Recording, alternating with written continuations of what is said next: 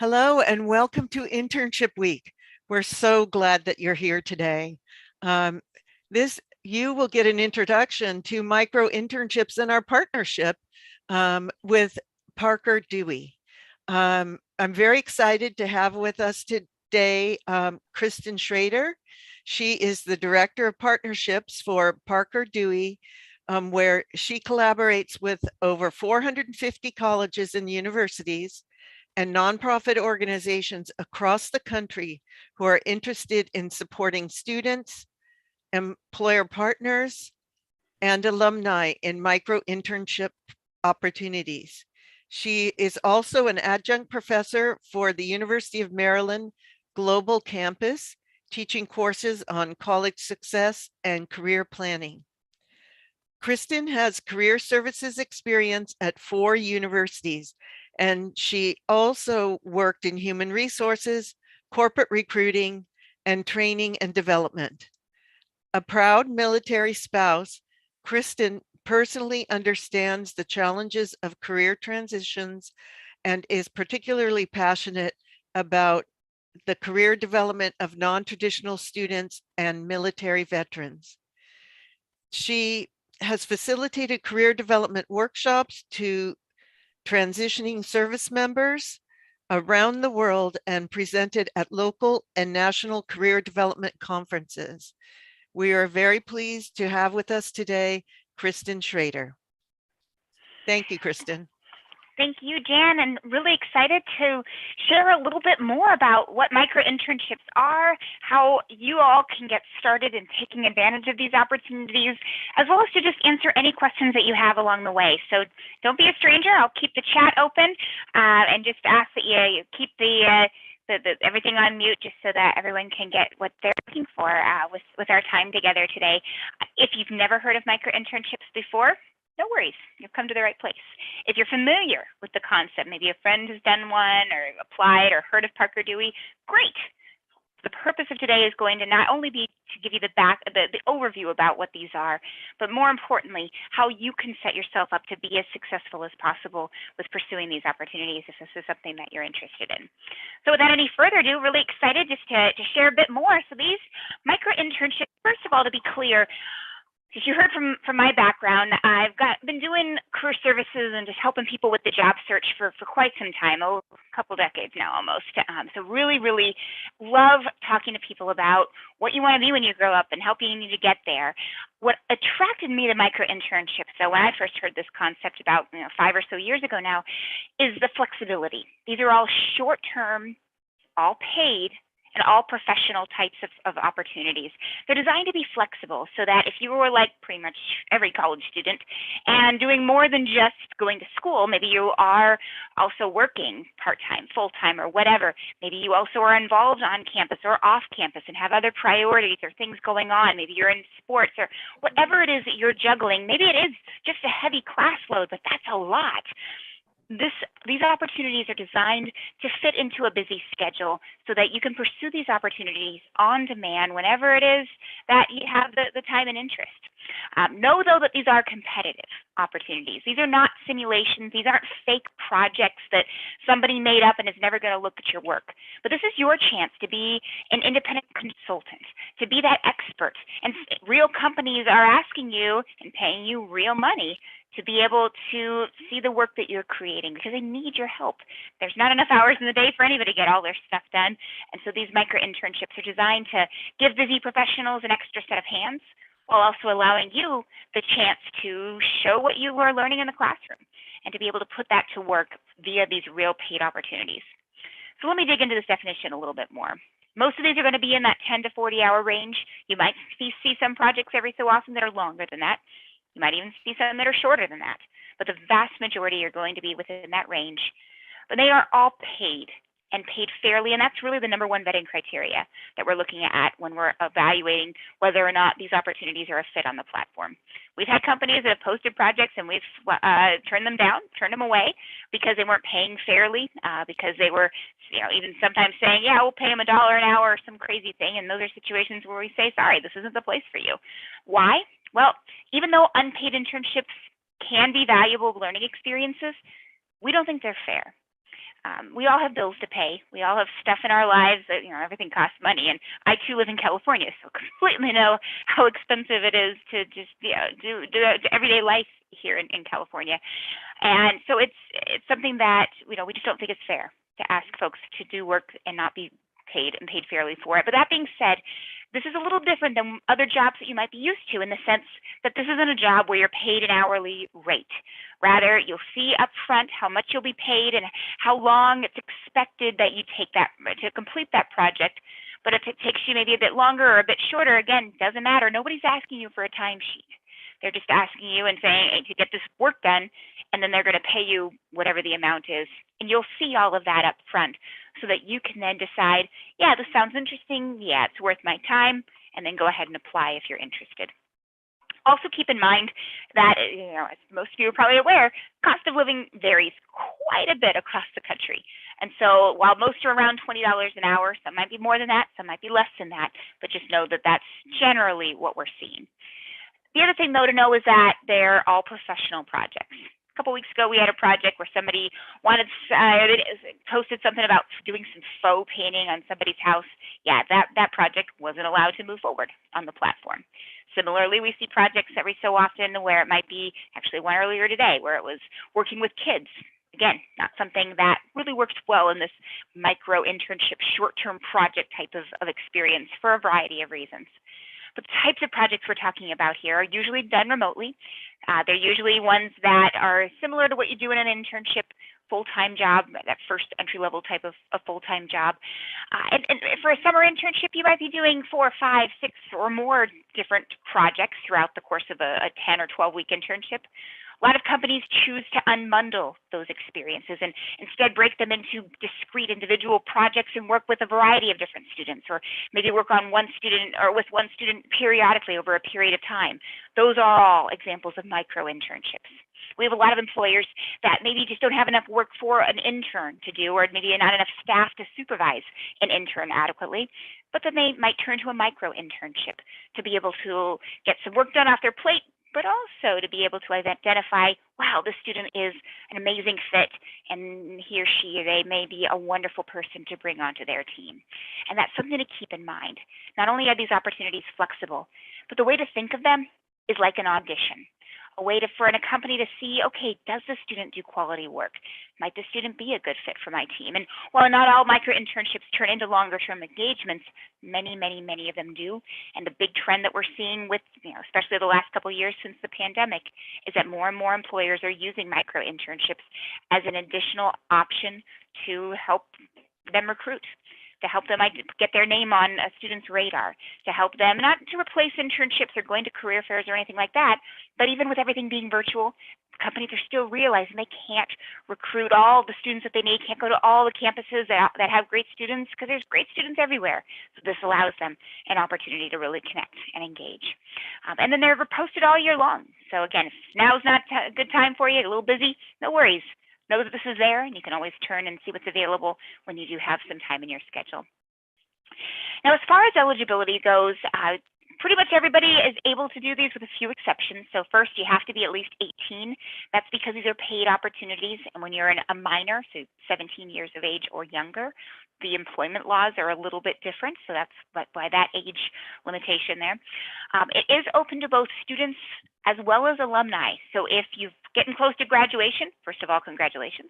But second, know that these opportunities are still available as long as you find them to be useful. Realistically, what we see is that after somebody's been out of school for a year or more, they're probably not going to find these projects to be as interesting, especially if they've been working in their target career field. But if you're still at a stage of launching your career, you need a little bit more experience, looking for some paid opportunities while you find that longer-term experience that you're excited about, know that this option is definitely available. Now, if you're an international student, know that you can participate in micro-internships with the appropriate work authorization. So CPT, OPT, or a work visa. I'd recommend going to your International Student Services office, making sure you understand what it is that you need to know prior to applying to these micro-internships. Not every opportunity may be available to you, but it is going to depend a lot on your visa status and your own personal situation. And so just go pay them a visit if you do have questions. And then similarly, undocumented students, again, most of the time, this might be something that is available to you, certainly if you have DACA, but you also, or you need to have an international tax ID number in order to participate in these opportunities. If you have that, you're good to go and are certainly welcome and encouraged to participate if you find some opportunities that interest you. Now, the benefits are quite various. So a lot of different ways students are using these to explore careers. First year, second year students, maybe you're getting a jump start on your professional development, your first year, second year student, freshman, sophomore, which is awesome that you're already participating in things like internship week, so bravo. But one of the things you might learn this week is that a lot of companies tend to really focus in on juniors, hiring students between that summer, between that junior and senior year, and you may not be there yet. Now, while there are certainly students that can get an internship after their freshman or sophomore year, that may not be something that's available to you, but micro-internships can be a great opportunity, a way to get some professional experience. And in fact, many companies really like hiring particularly sophomores for micro-internships so that they can start to get on students' radar, so they can start to help students understand, wow, this organization does this, or at least I think it does this, but they also do this, and this could be really interesting. For example, one of the companies that has done micro-internships with us in the past is Pepsi. Now, we probably have all drunk one of their products or, relatively familiar. And you might think of Pepsi as a marketing, interesting company to maybe learn a little bit about operations. Yes, they have manufacturing facilities and so on, but they also need accountants. They need IT people, they need HR people and so on, and certainly salespeople. And so those might be career fields that interest you, but you may not immediately think of a company like Pepsi as a company that needs an IT department or an accounting department or finance or what have you. And so while you're exploring careers with big companies, small companies, and everything in between, this is all allowing you to build your resume, build your professional network, develop your skills, and so on. Keep in mind, and you'll hear more about this in a moment, when you are selected for a micro-internship, you are put in contact directly with an individual at that organization who you'll be working with to execute the project. Now, how much supervision does vary depending on the product or on the project. However, keep in mind that you actually now have that professional who works for whatever the company is, who is now somebody that might be willing to do a reference letter for you or serve as a reference or just at least keep in touch with as a mentor, or who knows what. And we see all of those scenarios play out regularly when it comes to micro-internships. Also keep in mind you're giving a chance to prove yourself, to give yourself something else to talk about in an interview situation, all while getting paid. And then the last point I want to emphasize too is it's short time commitment. You might do a micro-internship and have an aha moment that, wow, I thought I was going to love this type of work. Definitely did not. One student that, when an early micro-intern that did a bunch of projects early on, he kind of equated this to dating. He said, when you're doing an internship, that you only get so many summers, so many chances and opportunities to do a full-scale internship. And so he equated it to getting engaged. It's just more of an opportunity cost if you make a bad decision. And then getting that first job, again, in the students' words, is like getting married. Again, the stakes get higher and higher the more of these, the longer these experiences are. Whereas with micro-internships, you can do multiple ones. You can do them all the time, flexibly, it's all throughout the year. And as you do them, you might realize that I love this line of work and I don't like this, and that's okay, because again, you're gaining experiences and determining what is going to be a good fit long term. And there's a wide variety of different projects that you'll see come and go throughout the platform on any given time, things in sales, HR, IT, etc. And you might look at this list and think, okay, but I'm not a business major. Well, that's okay, because this isn't divided up based on your academic major. And in fact, we see amazing, amazing students in any major, you name it, who've done projects in sales, in HR. We have students who are nursing or pre-med students doing HR types of projects who are looking at like medical staffing or some of the staffing shortages. We see a lot of students in STEM fields that are doing things in operations around data, analyzing data, putting it into infographics, writing about it, etc. We see a lot of liberal arts students that are doing research projects, or doing sales and marketing projects, and so on. And we see a lot of students who are majoring in IT or finance or accounting, and it's a good thing that they are majoring in those things because the projects are so specific that you kind of need to have some background in whatever this, Python or MATLAB or, some sort of financial analysis software or what have you. And it certainly does help to have that background, again, depending on the project. And again, you'll see all of that up front when you're evaluating the projects. So how do you get started? Well, you first go ahead and create a profile within the Parker Dewey platform, and I'll give you the website for it in a little bit. And create an account. It's real quick and easy to do. You upload a photo if you so choose, first name, where you're from, etc. Now, some students ask, well, why do I need to put my current location or my hometown? And the reason for that goes, again, back to the motivations behind why companies are using micro-internships. Many times they're trying to see who might be a good fit for that longer term role, and they may have a preference for students who are from certain areas. You might be attending school in California, but might originally be from another state, and there might be a company that is in your home state that's interested in hiring students who are from their area, and they might want to find out, maybe you're wanting to move back home or whatever the case might be. Now, the other sections that you need to fill out, again, there's the affiliation section. It's an optional field, but it is something that if you are a part of a nonprofit organization that we partner with, this may open up some additional opportunities. So, for example, if you're a member of the Dream.us, if you're a Dell Scholar, to name a couple of examples, those are organizations that we're proud and honored to partner with, and who, if you add their name in the affiliation section, that may open up some additional opportunities for you.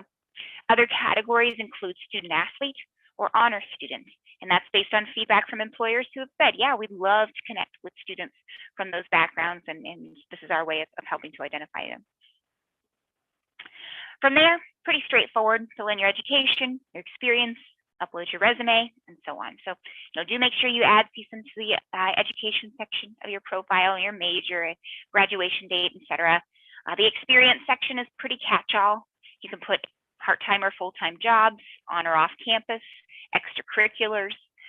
You can put volunteering. You can put athletics. Again, a wide variety of things that might fit in there. Resume, just keep it current. But a lot of companies are strongly interested in seeing more than what this profile will capture.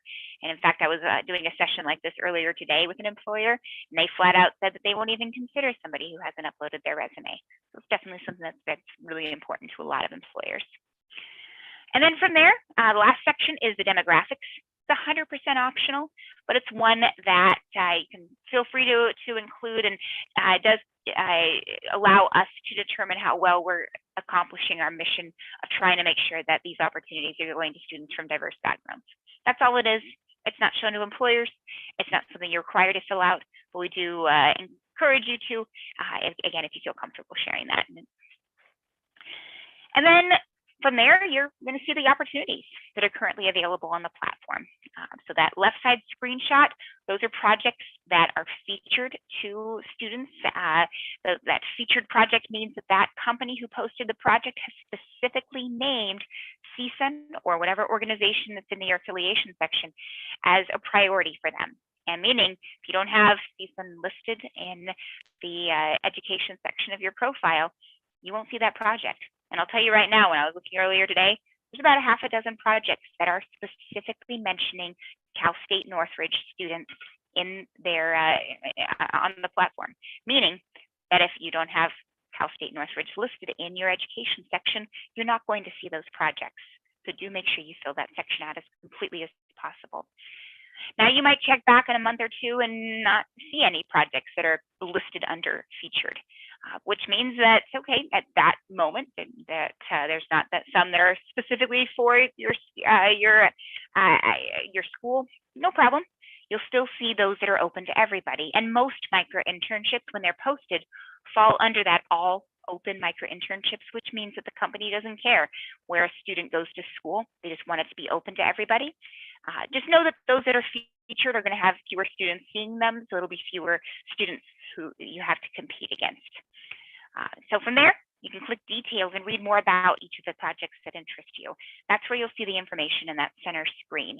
And this is also where you're able to see the start date, due date, estimated number of hours that it's expected you to complete the project, whether it's on-site or remote, and then how much you'll be paid upon completion, along with the job description and other details. So read through all that, take a look, see if it sounds of interest to you, and if so, great, you can click apply and complete the short answer questions, and you'll go from there. If it's not something that you're available for, you're not interested, okay, no problem, move on to the next project. Do keep in mind, though, that payment, that is what you'll receive upon completion. There's no extra fees or anything like that. That is, that's straight up, that's what you'll receive. Also pay attention to the projects that are on-site versus remote. Now, most projects, and by most I mean well over 90%, are posted as remote opportunities. But there are occasionally projects that are, need to be on site for whatever reason. Usually it's because the company wants to hire the student perhaps long-term and they want to recruit only locally. So just pay attention to that. And if you're in California, don't apply to a project in Florida, for instance, unless you can realistically get there. Now, the application process is simply a matter of completing one or more short answer questions. That's what that right side screenshot says. There's always one question, which is that first one. Why should we select you for this project? But then a company can add additional ones if they wish. Now, think of this as not only your application, but also your interview, because I can't stress how important these are, especially when you look at things from the employer's perspective. From the company's view, first of all, the only students that they'll see are those students who have applied to their project. So if you just go in and create a profile, like I'm sure some of you might be doing even as I present, which, okay, great. Just know that a company can't see you at all until you apply to their project. So just having a profile doesn't get you in front of any companies. And that's for privacy reasons. We don't want to have your profile be blasted out in front of the whole world. But it also helps the companies to know that whoever's applied to their project is somebody who actually wants that project. And so they don't have to guess whether or not somebody's interested or available for that particular micro-internship. Now, just like when you're looking at projects, when they're interested in learning more about an applicant, they can click details, and that's when they'll see the information like what you see with Emma on the right side screenshot. So that first and foremost, they'll see your short answer responses to the application. That's first, and then they can click on resume and see more about your profile and and so on. But that's how important those short answer questions are. Again, so incredibly important. This is your chance to show that you did a little bit of homework, that you researched the company, that you have good attention to detail, that you have strong written communication skills. Little details like that make a really, really big difference. And let me give you an example. So these two students, they've applied to the exact same micro-internship. This particular company was interested in hiring somebody for a full-time sales role. And you know that because that's one of the questions. Are you interested in a full-time sales role, et cetera? Okay. But it's for a medical device company. And if you look at Emma's response, you'll see first line of her answer about why she's interested says, "I have had a passion for medical device sales ever since I found out about the industry." And it goes from there. Great. Now, Sheena, on the other hand, it's not that she did necessarily a bad job, but it wasn't very specific. And that's the big difference between Emma's response and Sheena. Just little things. Her answer was nice, but it wasn't very specific, and that can make a really big difference. But other details are also really important. Things like capitalizing her name, or just attention to detail, making sure punctuation and all those things is really, really critical. Now, once you have applied to a micro-internship, you can always see whether or not you're still under consideration by logging back into the platform and checking out what's under the applied section. So under opportunities, for instance, that's the different projects that are currently available. Under applied, you'll see a list of all the projects if you've applied and are still under consideration. Now, once a project has disappeared from that list, then that means either that you were selected for the project, which is then when it'll slide over to hired, or it means that you were not selected and then it just disappears from the list. So again, you can see this list of projects under applied, you'll know that you're still under consideration. Now, once it's slid over to hired, you'll also get an email from Parker Dewey, and I'll tell you more about that in a moment, When you're currently working on the project, that's when it's listed under hired. And then once it's completed, then it'll move over to the completed section. And it's also where you can see your feedback that a company can give you upon completion. The last section is called messages, and that's a chance for you and the hiring manager to be able to communicate back and forth with each other prior to them saying, yes, we want you to work on that project. It's a way to preserve each other's privacy, so you don't have to share personal information. And those things that we see in that section might be something like, hey, could we do a quick interview on such and such time? Or, hey, I noticed you didn't upload your resume. Do you mind uploading that into your Parker Dewey profile? Things like that are typically how that messages section is used. And if a company does send you a message, you'll receive that message via email to whatever email that you used when you signed up for Parker Dewey. So I'm going to take a break here and see if you have any questions, comments, concerns. And Jan, I know that folks are probably getting a ton of information, so I want to make sure I pause here. We're going to turn our attention to what happens after you're selected in a moment. But if anyone has any questions, I'll go ahead and give you a moment now.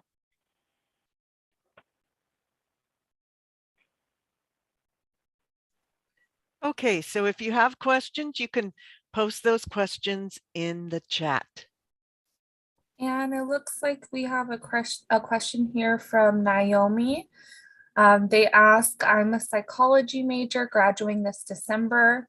I'm unsure of what career path I want to go down, but I'd like to explore internships related to marketing and then some related to user design. Do you have any recommendations? Yeah, it's a good question, Naomi. Thank you so much, and congratulations on the upcoming graduation. Those 9 months are going to fly by, probably. So first of all, I would suggest that micro-internships are a great option. You still have a summer between now and graduation, so hopefully you can find something this summer that will be allowing you to gain some professional experience. But regardless, micro-internships are a great way to go, and we regularly see marketing projects all the time. There might be some projects, for instance, around designing some sort of collateral. I need a logo, I need a website to be updated or even designed. Those can be really great marketing projects. Companies always need help with social media. We see lots and lots of projects around that, whether it be maybe designing a social media content calendar or campaign over a course of X amount of time. Or it might be something where they're asking you to analyze the impact of or the effectiveness of your social media campaign or things like that. So those are just a couple of examples. Now, as far as user design, that's a really interesting question. We actually have seen a couple of projects come up over the last couple of weeks. There's one company, for example, that is asking somebody to do beta testing for their new website. And they've actually had 40 different micro interns that they've worked with over the past several months. And there was another one that just came up last week or so. And they just basically picked 10 different students over, every time they just need another set of perspectives about that particular project. So that might be one where it's basically user experience testing. That might be right up your alley when it comes to user design. So again, hopefully some of those ideas are helpful.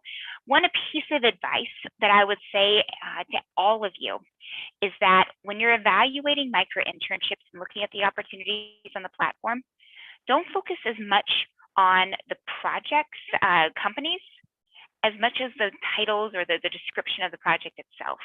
And what I mean by that is a lot of times students tend to be drawn towards those companies that they know, that they're familiar with.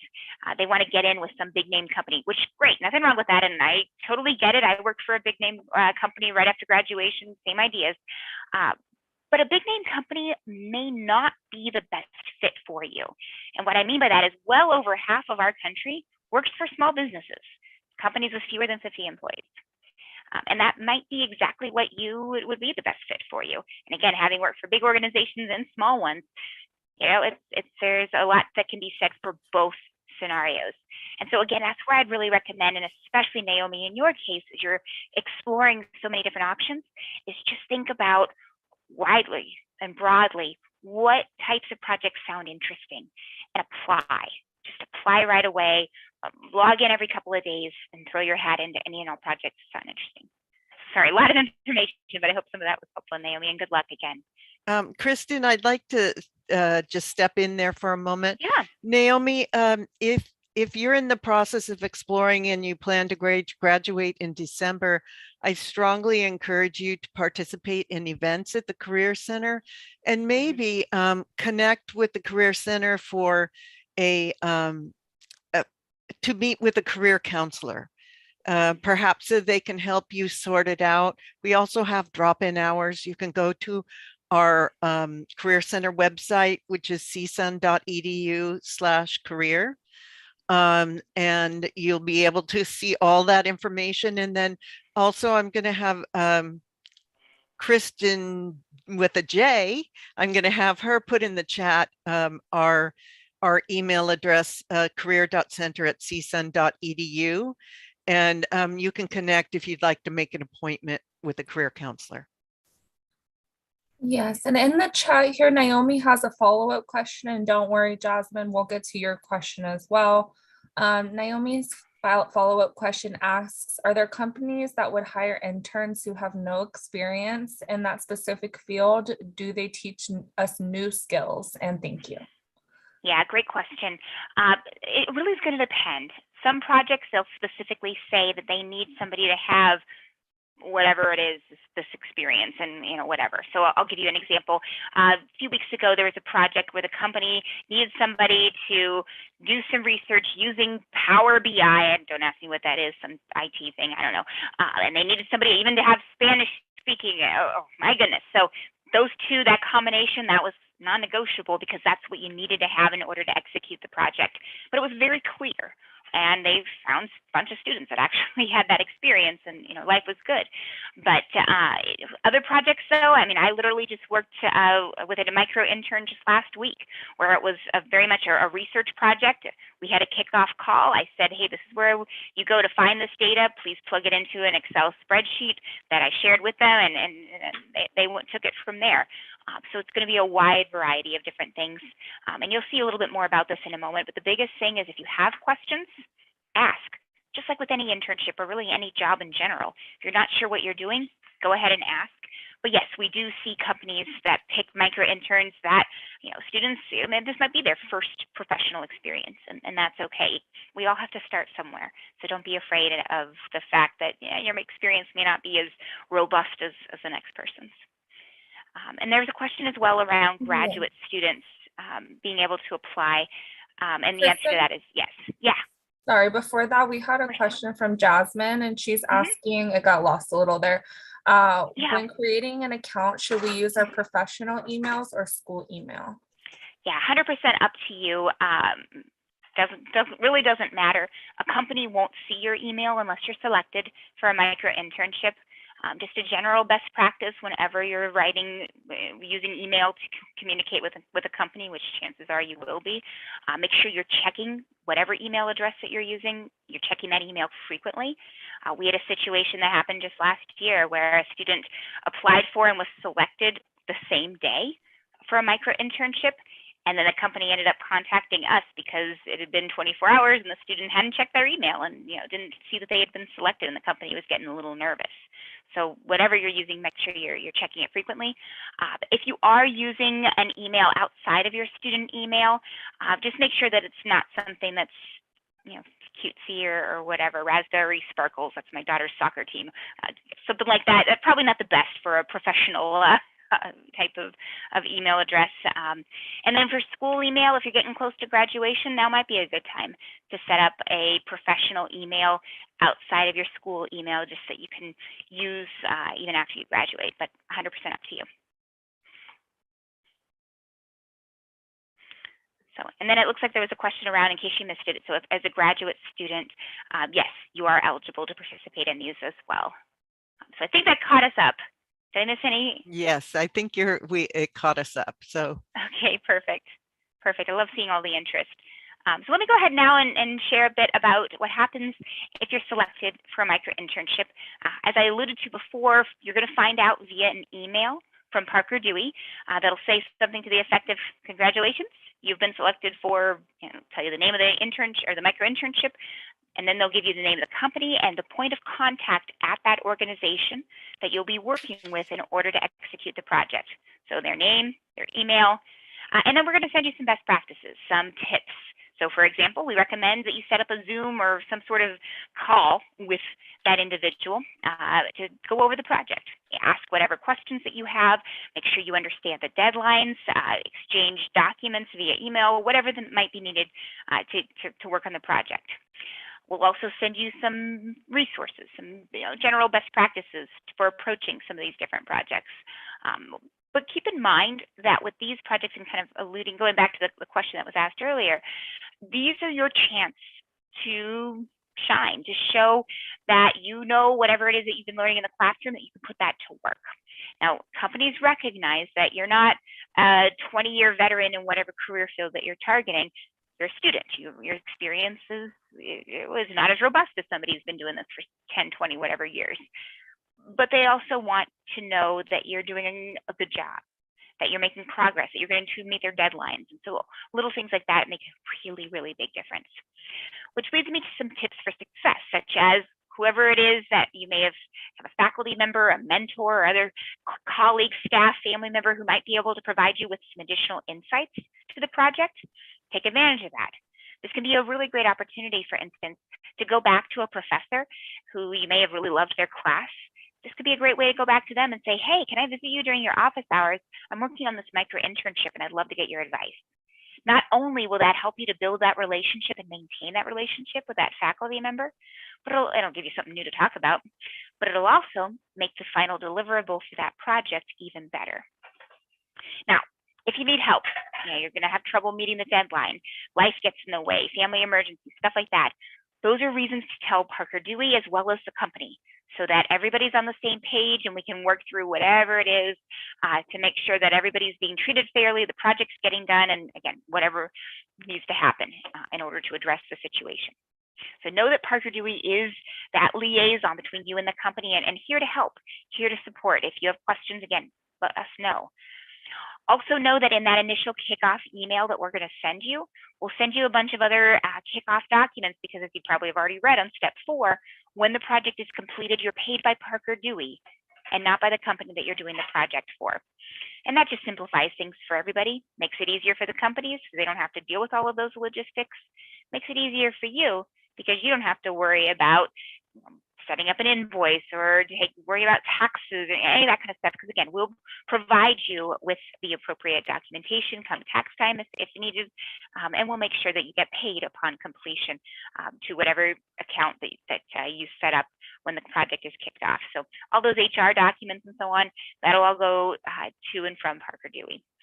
Also know that if you're doing multiple projects, and we have micro interns who are doing 10, 20 plus projects, know that you'll only have to fill out those documents once unless something changes on your end. And come tax time, again, it's all aggregated for you, so you don't have to worry about all of these different documents and keeping track of all of that. We'll take care of that for you. And so when it comes to the project itself, once it's completed, you will have this chance for them to give you feedback. And this is something that's designed to help you learn from, for you to grow. Know that this isn't public. This isn't like you're getting a Yelp review, and if you do poorly at a project that you're never going to get selected ever again. No, no, no. This is just for you as a learning opportunity, so that hopefully you can learn from this. It goes well, great. And if there's some area that you need to improve, well, now you know. And it's a lower stakes environment for you to have and learn that lesson.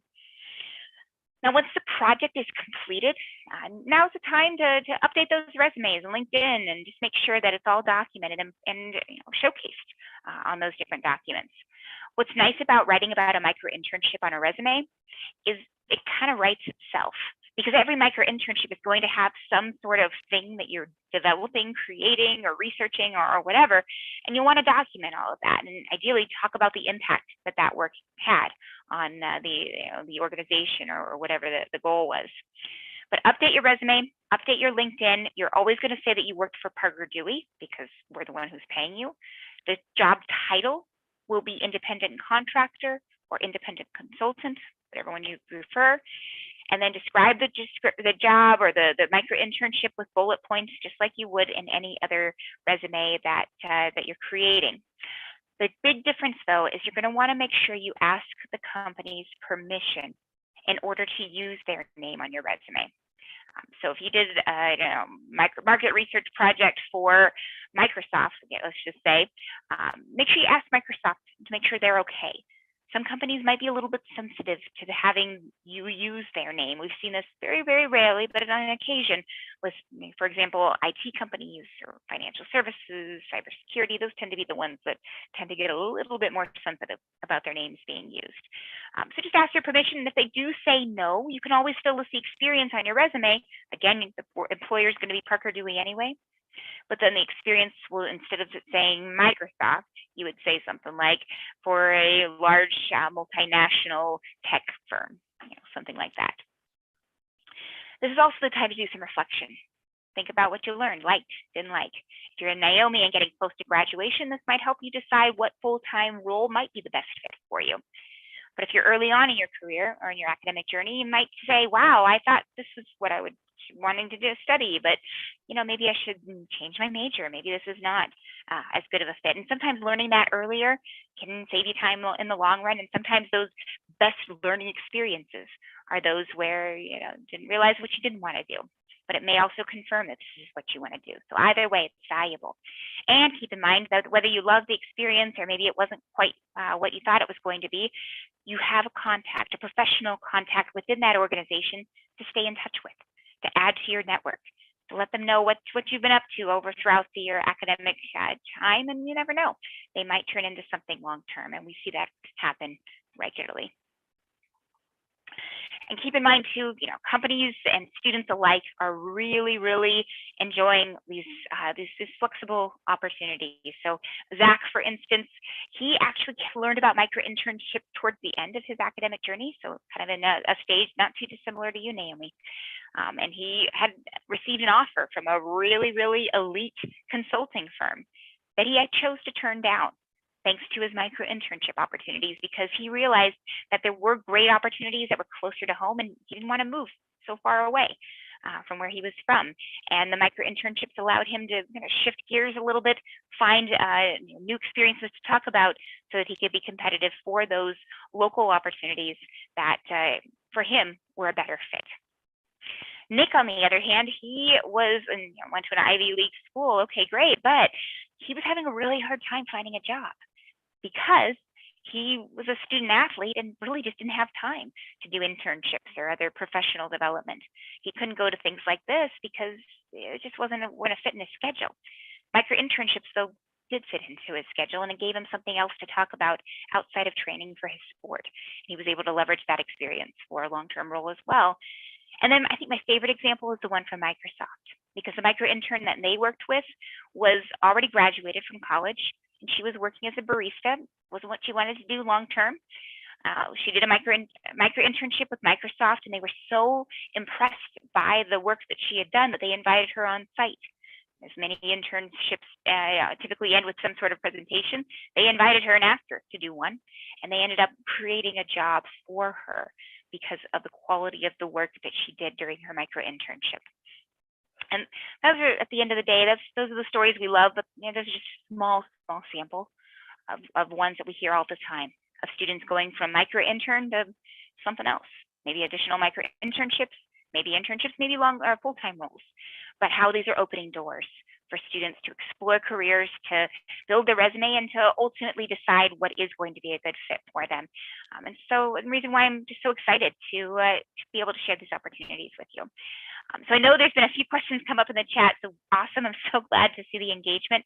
Let me just go ahead and wrap up the slides and at least leave this up here so you can see the link where you can go find the Cal State Northridge page, sign up if you haven't already done so. Do make sure that you complete your profile as much as you can. And then my last bits of advice before I turn to your questions is to be persistent. Keep in mind that because these are real opportunities, companies are paying real money to work with students, that they are competitive. And the most successful students log in every couple of days and apply to lots and lots of projects. When you're applying, keep in mind the same rules apply as what you're going to hear about all week this week with internships and even full-time roles. Customize your application responses, edit them, make sure they're error-free. The same rules will apply when you're applying, even for these shorter-term micro opportunities. So, and with that, let me go ahead and see what is on your mind for the questions. And Yeah, so Jer asks, do I sign up via Career Center, Parker, or will I be receiving an email where I can start filling things out? So good questions, really any and all of those. If you go to parkerdewey.com, if you go to this link that's pictured up here, it's going to lead you to the same place. So 100% up to you. And I'm not sure if the team's going to send out the the email to recap. I know that CSUN's been very heavily promoting its micro-internship program. We've seen a lot of great success for your students thus far as well. So any and all of those though will lead you to the same place. I'd just like to add, Kristen, that you can see in the chat, the link is in the chat. And the link is, as you can see, right up top there. But you can also go to our Career Center homepage, which is csun.edu/career, and you can see micro internships on there. Just click on that and it'll take you in and you can register. So there's lots of different ways to access. And thank you, Anna, for posting that as well. You're much faster typist than I am. So I do appreciate that, but I'm going to turn it back to Kristen so she can, I know there are more questions in the chat.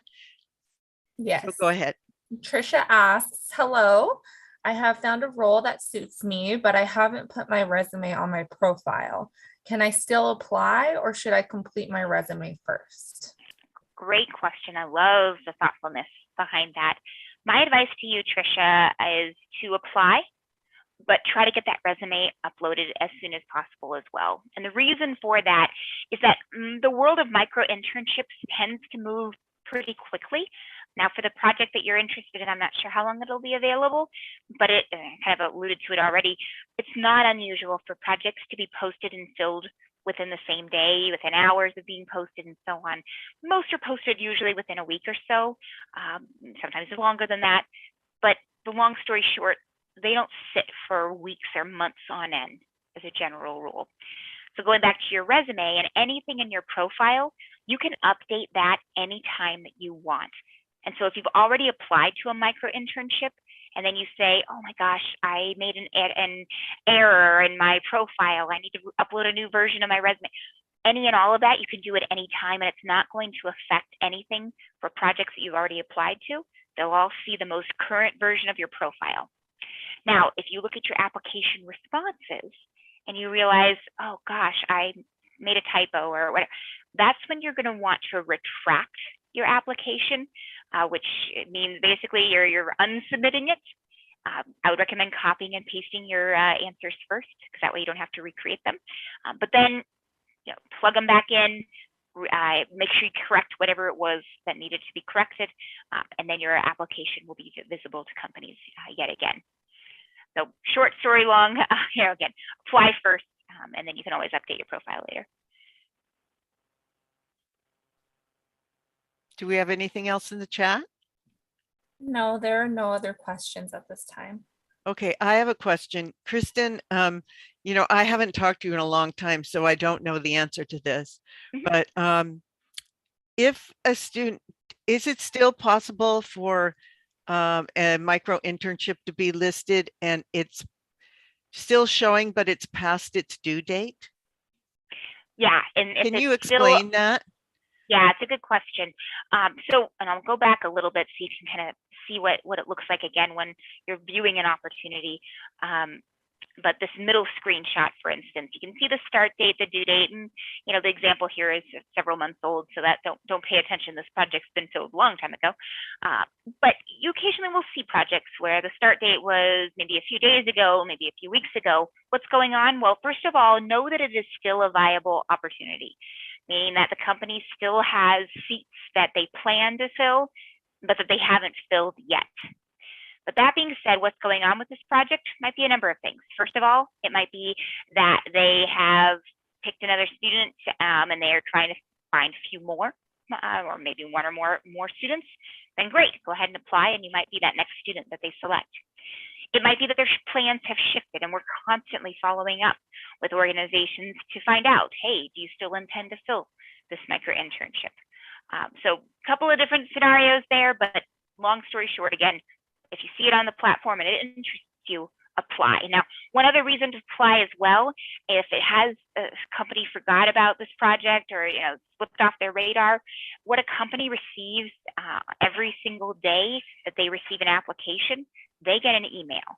So if it's been up there for a week or so and maybe their deadline's passed, they'll get an email if you apply every single day that a student applies. So that's another way to kind of poke the company a little bit. Hey, we're still interested in filling this. And again, if you have questions on that, you're always welcome to reach out to the Parker Dewey team as well. Okay, do we have any more questions in the chat? No, there are no more questions. Okay, I would like to invite somebody in our audience to turn on her camera and turn on her sound if she's still there, and that's Nyla Jolly Doll for us. Hello, hi Jan, and thank you so much, Kristen, for joining us and for sharing this wealth of knowledge and opportunities about Parker Dewey. Thank you to Jan and the Career Center team for hosting this event today. I have been feverishly taking notes on everything, and I look forward to continuing to work together to present opportunities to our CSUN students. Thank you, Nyla. Nyla is our interim director at the Career Center. So if you haven't seen her before, you get to meet her via Zoom. So thank you, Nyla, for being here. We are really focusing on micro internships at the CSUN Career Center. And do know we have invited employers to make some of their postings exclusive for CSUN students only. And so if CSUN students don't apply, those seats may go unfilled. So keep that in mind when you're looking, and if you see something posted for exclusively for a CSUN student or alum. So that's really important to us, is to give you as many opportunities as possible. Yeah, and I just really have to applaud Jan and Nyla and the rest of the team for just that promotion, because I have seen the response from CSUN employers, and it's been really, really exciting just to know that these opportunities are just there for you. And again, just to be clear, the reason I backed up on a few slides is they will be listed under those featured projects. So those are the ones, again, just for CSUN, maybe a couple of other schools, but those are the ones that are just kind of handed there for you on a silver platter. So definitely focus on those first if they're of interest. Okay, well, I'd like to say thank you to Kristen Schrader today, and for all her wealth of knowledge. Kristen's really an experienced career counselor and made a decision to work with this program with Parker Dewey, and I don't know if you remember her saying, but they also hire micro interns. So they practice what they preach, and they hire micro interns for projects. They are a small company with a big mission. Okay, we have one more question here from Princess. Are there any micro internships associated with the, what did it say? I missed the end. Mental health field. That's a really great question, Princess. First of all, it's going to depend on the type of experience that you're looking for. From a liability standpoint, as I kind of alluded to at the beginning, there are some projects that just don't lend themselves well to a micro internship. So if you're looking, for example, to do one-on-one counseling, that's not going to be a micro internship. Again, it's just there's so much training involved and liability, and again, that's not going to work well. However, we have seen projects that are doing research, doing some sort of maybe marketing, like that psychologists and so on that have asked us to work with us, build websites and so on for their practice. So while there might be some complementary types of projects, again, it's going to depend on the types of of experiences that you're looking for. There was a really interesting one in the early days of the pandemic that I remember that was looking at like what sort of community resources are available for individuals from these underrepresented backgrounds in order to help them if they were having mental health issues. So again, kind of a specific project, very specific and timely given that, but that just gives you one idea and example. Oh, you're welcome. So, any other questions or ways I could help?